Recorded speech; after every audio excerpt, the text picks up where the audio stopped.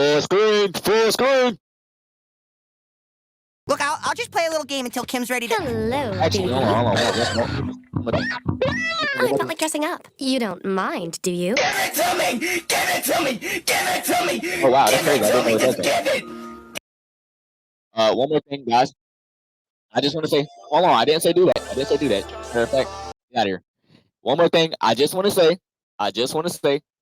Damn, see, bro, this fucking song. I hate when this happens. I remember something and then I lose it. But I wanted to say, if it's choppy or if it's laggy, twin, just stick with me, bro. Just stick with me, bro. Don't even ignore it. Ladies and gentlemen, this is the most important video you will ever see in your life, bro. Trust me. When we think about how entertaining and cool some of our childhood cartoons or TV shows are, it's not just because of the story or the crazy powers or even the crazy moments in the shows. It was low-key because there was some fine shit in the shows, you feel me? Childhood crushes was something we've all had once in our life. Whether you had a girl in your class you were head over heels for, to finding some cartoon characters attractive, or even thinking number 5 and Numberjacks was peng. We don't judge it, man. We don't judge it. Childhood crushes is a very popular subject amongst all the people them. I mean, back in secondary school, me and my friends would always break into talking about some of the finest women we've ever seen in our lives, like Megan Fox from Transformers, Jessica Alba from the Fantastic Four movies, to even some of the top tiers no one mentions enough, like Claire from My Wife and Kids. And I'm talking about the second one, bro. I'm not crazy. I'm not talking about the first one. Are you mad? But anyways, I thought I would share some of the baddest childhood crushes I had growing up, because I need to spread awareness about these men, because I'm telling you, I haven't seen no one talk about them. It's crazy. Like, you always hear everybody say Raven or Blackfire or Kim Possible and She-Hulk or Lola Bunny and Mrs. Incredible. And don't get it twisted, I agree with all of these. They my starting lineup, but the ones I'm gonna mention in this video are gonna be some of the greatest nostalgia pieces you remember in your entire life, man. But without further explanation, let's jump right into it. Starting with one of the most beautiful ladies to grace the TV screen, Sarah from My Babysitter's a Vampire, fam. I remember when I was a kid, I used to speed run home after school to catch this show. And as much as it was for the cool story and characters, it was mostly because I had to catch Sarah on TV when she was too peg. Hey, come here. Hey, mommy. I see you. I ain't gonna lie. I watched this show too. She was bad as hell. That's all I gotta say.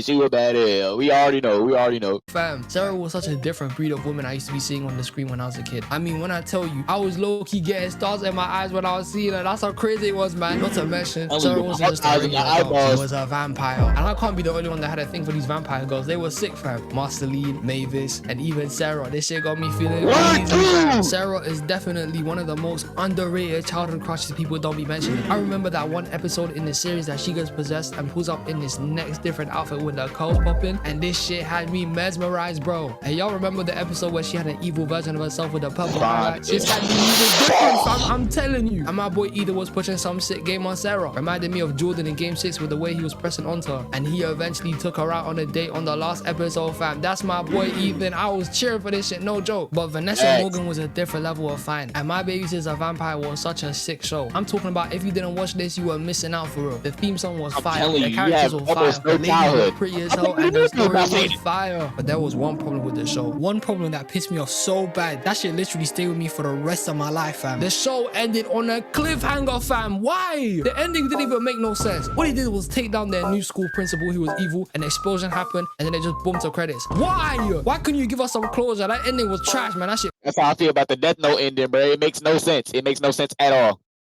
Pissed me off. Are we getting off track here? Vanessa Morgan is one of the most baddest women I used to see on TV. I was glazing her before I even heard of Jessica Alba, fam. And My Babysitter's a Vampire was such a peak show. And if you haven't watched it yet, we need to pick it up, because I'm telling you, that shit is too cool to be missing out on, for real. Going on to my next childhood crush, we have Kida from Atlantis, The Lost Empire. And before I even go into talking about Kida more, this has to be the most, and I mean the most, underappreciated and ever mentioned Disney animated film of all time. This movie is class. We have Michael J. Fox, Mr. Marty McFly himself, voicing the main character of the movie. The whole story was cool as hell about finding the lost city of Atlantis so they could find the heart to it. Then Milo getting snaked and betrayed by the Mandem. And then the Mandem circling back in 5 seconds, even though they also betrayed Milo. And then finesse Commander Rook and save Atlantis. And you know what? As great as the movie was, Kida made this experience 110% more enjoyable. Kida was outrageously pretty. It actually needs to be talked about, bro. This tribal look they gave some women back in the animated movie was something that when I was younger, I was preying it differently, fam. Kida is such such an underrated Disney princess. When people talk about the princesses, they always be mentioning the mainstream ones like Belle, Jasmine, Tiana, Rapunzel, Elsa, and the list goes on. But you see, Keto might have to be up there. I'm talking about top 5, fam. She was cool in the movie as well. She was vibing with my gotta talk Milo, about just Tiana. We all know she how bad. different the two worlds they come from. Like, she wasn't just a pretty face. She was low-key smart. I was working some of the thieves in the movie as well. And I know you don't know about the swimming scene, bro. That shit was crazy, but I ain't gonna go too tough into that. Keto was a next level childhood crush in my bag, fam. And Keto wasn't the only one in the movie as well. Audrey and Helga were bad too, fam. They were different, but they were snakes, so I don't really rate them as much. But this movie is really a golden egg. No one, and I mean no one, talks about it enough. And you know what? In some cases, it could probably be considered a top 10 Disney animated movie of all time, fam. And if we rate Disney princesses, I'm putting Keto in the top 7, bro, for real. She was peg, fam. But you see the sequel to this movie, this was so trash, bro. It was low-key a disgrace, fam. The animation quality dropped so heavy, you think your eyes were bugging when you watched it, fam. Disney, with their rich asses, decided to cheap out so heavy on this movie and just made it have some TV show quality. This shit was so ass, bro. It pissed me off. I didn't even finish the movie. That's how much I hated it. This shit was trash, man. But guess what? It don't matter, because all the animation quality was shit.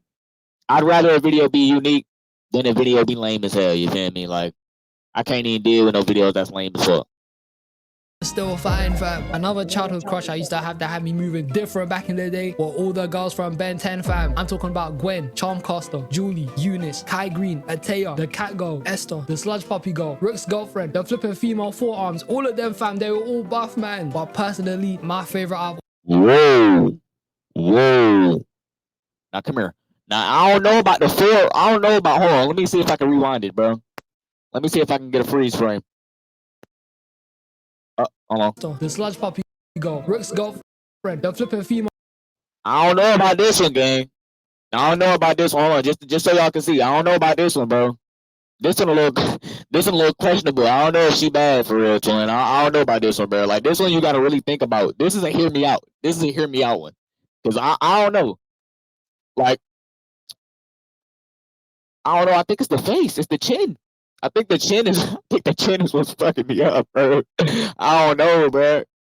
I don't know about that one, bro. But hey, I'll hear you out though. On forearms, all of them, fam, they were all buff, man. But personally, my favorite out of all of them was Charmcaster, because the level of connection I had to her was low-key spiritual, fam. I used to be fiending for Charmcaster back in the day, especially the Alien 4th design version. There was something about her, bro, low-key. I remember the first episode she pulled up, and when I saw her design, I was going feral, bro. It was a mad thing. Goth girls back in the day had a hold on everyone. We all know the greats like Blackfire, Raven, She-Go, Mavis, Stocking, Luna, Gwen, Jinx, Claire, and I can keep going because they were all fine, fam. And if you didn't like any goth girls, I question you in general. This version of Charmcaster made me feel a whole different type of way, bro. In that one episode where she tricked Kevin to get control of him and kissed him in the process of doing that, I was saying to myself, why couldn't that be me, bro? You kissed this ugly ass guy who's half crystal and shit. Why couldn't it be me, fam? I was low-key crying at this shit. But I was going crazy over Charmcaster when I was younger. She had my heart. But one thing that didn't make sense to me in the show was how Ben ended up with Kai, fam. That shit wasn't adding up. Kai low-key didn't even like this man at all and only messed with him when he was in the alien form or if he was doing stuff for her. He had more of a brother-sister type of relationship instead of actually being married in the future. That shit was so forced by the writers, fam. She came out of nowhere, but we had fine shit like Esther out here, fam. Esther was adorable and had good chemistry with Ben, with liking the same shit as him, to always being affectionate around him. But this guy, Ben, was fumbling, fam. This guy was too blind to see that shit, man. But Esther was too buff. Charmcaster was too buff. All the Ben 10 girls were too tough. I'll be real, fam. They were sick, fam. Now going on to my next childhood crush, we go into one of the best Nickelodeon shows of all time, Fairly Odd Parents. And you're probably thinking I'm gonna say Timmy's mom or Trixie or even Vicky. Nah, bro, listen to me, because the ones I'm about to mention to you is gonna open a door in your mind, fam. You might remember Brittany from Fairly Odd Parents. Now, she barely appeared in the show. I think it was only a couple of episodes, so you're probably thinking, what the hell is this guy talking about? But my brothers in arms, listen to me. Brittany's hair was actually diabolical. I mean, the curves drawn in shows like Fairly Odd Parents and Total Drama Island were so sharp, they look like they can cut you, fam. But Brittany was different. She had her hips moving in that episode one time. Come here.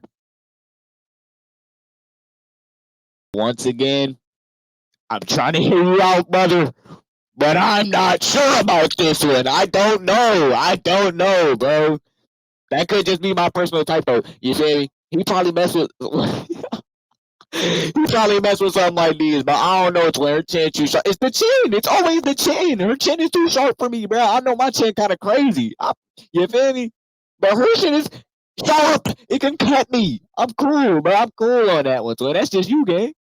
And that shit had me in a trance, bro. She was too buff, fam. But to be honest, there's not a lot to say about Brittany. She barely appeared in the show. But for a small appearance in the show, she's probably my favorite in Fairy Odd Parents. I'm gonna be so honest, bro. She was bad, fam. Another crush I had in Fairy Odd Parents was Princess Mandy. And listen, I'm just gonna keep okay, that's understandable. You know, I can hear you out. When I was a kid, like the episode where Trixie was going crazy because Timmy was the only person left on Earth. I like that. The crazy moments Azula would have an avatar. I like that. See, the majority of times to me when I was younger, it was the crazier the better, fam. And Mandy was top tier in this department, fam. She was a crazy buff alien girl, and every time I saw her on screen, I was gassing over her every time. She was fine as hell, fam. But again, she wasn't consistently in the show, but she was a crush for her. So was the two fam, because she was buff, fam. She was bang. Another childhood crush I had, which is a mad underrated one, was Sergeant Calhoun from Wreck-It Ralph, fam. Now I'm gonna keep 100 with you. When I was younger, where's my mic? Where's my mic? All right, now this one, I give you that. Because I ain't gonna lie. When I was watching Wreck-It Ralph, hold on, come here. I gotta talk to you face to face. Actually, when I was watching Wreck-It Ralph, I'm not even gonna cap you. Same shit, she was bad. Twin sit here and tell me she wasn't bad. Shorty sit here and control you a little bit, not too much. You feel me? But you feel me? She kind of controlling a little bit, a little strong. Feel me? Got her own thing going. Boy, you know I was messing with that. Boy, I'm telling you, almost made me hit a whistle, boy. And I mean, I was looking at, I gotta hit her with the. Hey, shawty, I ain't that young now. Come fuck with a red nigga, you feel me? You know I love you. You over there bad. I see what you looking like. Come mess with me. Come mess with a real nigga. But that's besides the point. We don't even gotta talk about that. Back to the video though. I didn't really mess with her like that. I didn't really think much of it, and at the time, I thought she sounded like an old lady, fam. I had no attraction to her whatsoever. But as I developed as a human being and rewatched Wreck-It Ralph a couple years back, I can see that she was bad, fam. I was thinking that she was messing with her completely. I would definitely become one of her soldiers. I'm not gonna lie. She was the baddie in Wreck-It Ralph, and my guy Fix It Felix is punching. I was gassing for that relationship. Sergeant Calhoun was stealing my attention. Every time she was on screen, I was activating my Sharingan and focusing up, fam. The whole time they were in the game, I was low-key forgetting that the whole point of Ralph being there was to try and steal the medal. I was too focused on Calhoun leading the player, bro. And why wouldn't I be? She was fine as hell. She's really up there with the likes of Mrs. Incredible and Aunt Cass for real. Like, I used to think she kind of had an old lady voice, but I don't care, because you know I like them raspy ass, dry ass voices, bro. It makes me move crazy, and she has me moving some different type of way for real. I remember in secondary, every time we would have the conversation of Disney crushes, I would straight up bring her up like she was my trump card, fam. Won every debate possible. But Calhoun was seriously underrated. She would have me moving a week in the knee sometimes, because I'm telling you lot right now, she was fine as hell, fam. Now before we get into the next one, hopefully some of you man here are some anime watchers, and you know the usual type of anime girls that man like Hinata, Nami, Toka, Android 18, Tsunade, and Android 18.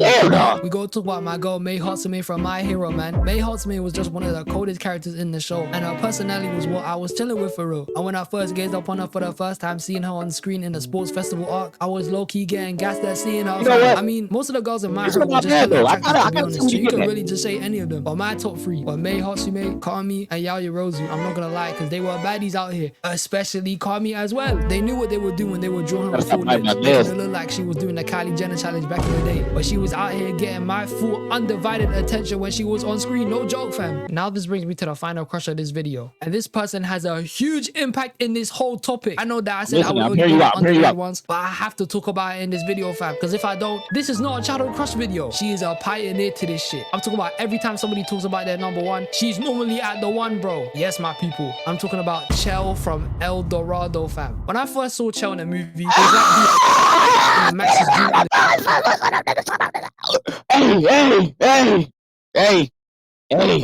Hey, don't take my girl like that, twin. We might have to run 15. You might have to put your dukes up for real. Oh, no.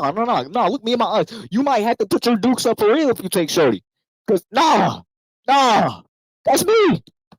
That's all me. I'm telling you. If they say 100 men versus a gorilla for her, nigga, what? Just put me in the field. I'm getting my ass beat if I go in that field. the Goofy movie, fam. Chell was a different type of crush I had growing up. The Road to El Dorado is one of the greatest underrated films to come from DreamWorks, man. And Chell was the cherry on top to this movie. In that one scene where she was walking back, oh my days, this shit had me locked in, bro. I had to zoom in and focus up, fam. Big man thing. Chell is a final boss level baddie, fam. She had me in a different type of chokehold. Pause. I mean, when I first saw the movie and got to that scene where she's doing the freaky with Tulio, at the time, obviously, I didn't get the scene because I was a kid. But at my grown ass age now, I'm mad jealous of Tulio, fam. I wish it was me, fam. It should have been me. Everything Chell was doing in the movie was just showing how top tier she was. Like when they were playing football and she was hitting the armadillo on her hip. I wish I was the armadillo, fam. But she's a different level of fine. I mean, Chell gotta be everybody's #1, fam. And I genuinely loved her in the movie. She was pretty as hell, smart, and then I mentioned pretty as hell. This man Tulio is punching heavy, fam. All I can give this man Tulio is a standing ovation, 10 out of 10. Pulling Chell, W mans, bro, W mans. And this movie is a go-to watch if you haven't seen it already. If you like, she's so bad, like you can't even be mad at Twin for getting that, bro. You just gotta be like, damn. Matter of fact, hell no, you gotta run this. You gotta give him one of those, cause like, damn, bro, she bad. I can't even be mad at you, Twin. Just take it. You got it, Twin. Emperor's New Groove and Atlantis The Lost Empire, go watch El Dorado. It's a slept on movie. This shit is fire. Everybody needs to see this, bro. Trust me. But my friends, now we're at the end of the flick. These are some of the childhood crushes I had, and trust me when I say Alright, before I end this video, I just want to say YouTube, right? Because we on YouTube and Twitch, right? Not the YouTube live, but the YouTube video when I post it, because I gotta, you feel me? I'm gonna do both. But make sure y'all like and subscribe to Wiz. Go hit his channel up, man. He got 6.21K subs. Hey, like and subscribe to this video too for the YouTube, right? And hey, when I do this, don't leave the live, because I'm still gonna be live. It's just for the YouTube video. Remember that. But please, YouTube, also, go read that Bible, go pray to the Lord.